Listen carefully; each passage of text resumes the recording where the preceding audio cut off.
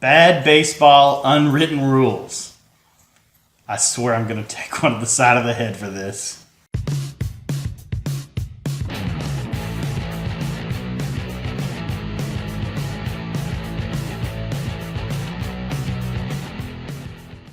All right, hey guys, Chris Sloan here with Bad Baseball and SelectBaseballTeams.com. If you're not familiar with SelectBaseballTeams.com, we help players and parents find teams and organizations in their area, and we help coaches find players and tournaments and events that they'd like to travel anywhere from local to national. So if you haven't done so, be sure to check out SelectBaseballTeams.com.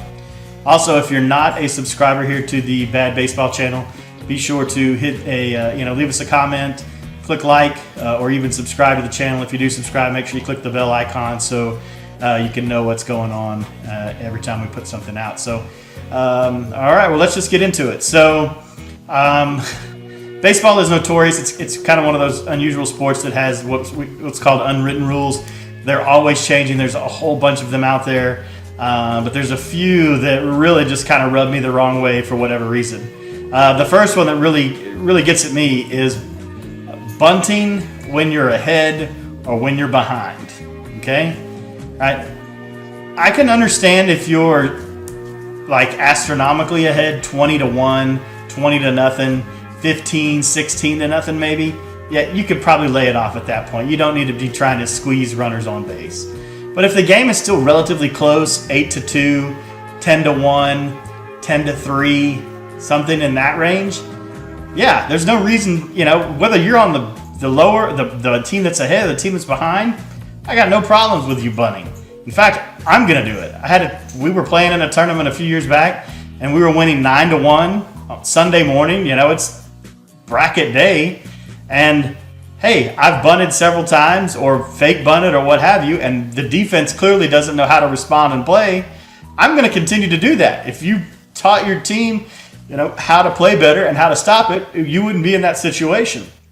So again, the need to get angry or mad because a team is behind or ahead, to me, doesn't make a whole lot of sense. Like I said, I think there becomes a point when you move into showboating, and that applies really to a bunch of different things in baseball, from base running to hitting to all other things, right? Trying to extend a double into a triple and all that kind of stuff.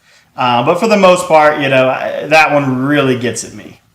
Going right along with that is stealing bases, right? Justin Verlander a couple years back got really upset because one of the base runners was getting a big lead in a game when he's winning 6 or 7-1 or something like that, and made a comment about, I'm not even trying to hold you on base if you stole a base on me. It's like, okay, well, that's your fault, number one, for not trying to hold him on. Number two, the game is not over. It's 6-1. Like, it's not like a 20-0 game. Like, you are still in the middle of the game, and you never know what's going to happen. We were in a tournament 2 years ago, high school kids, and literally losing 9-1. We go to the seventh inning, the bottom of the seventh, we're the home team. We get 2 outs, and then with 2 outs, proceed to score 9 runs in the bottom of the seventh inning and win the game 10-9. It can happen. It does happen. So putting pressure on, stealing bases, always going to do that. Again, there becomes a point when it gets ridiculous, but for the most part, and even if I'm ahead slightly, we're still going to keep doing that. Going along with the bunting scheme, there is bunting against the shift. Like, whoever said that? Why? If you are going to leave a wide open gap in the field, third base, if I'm a lefty, I'm going to bunt every time. I wish Joey Gallo would spend the entire offseason working on his bunt and much less time working on his home run trot. He's a great hitter. He scores a lot of runs. He hits a lot of home runs.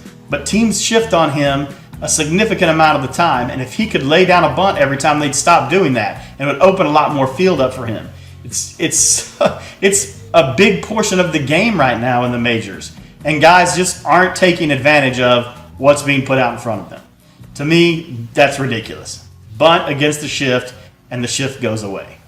Finally, the biggest one, and there's certain instances where I might be okay with it, but it's showing off and being flamboyant after you hit a home run, right?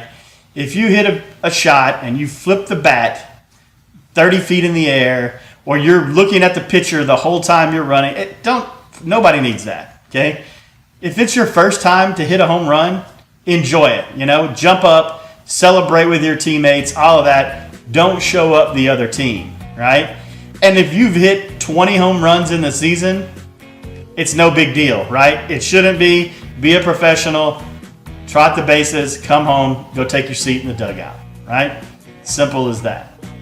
So those are the 4 that I really take issue with in the unwritten rules.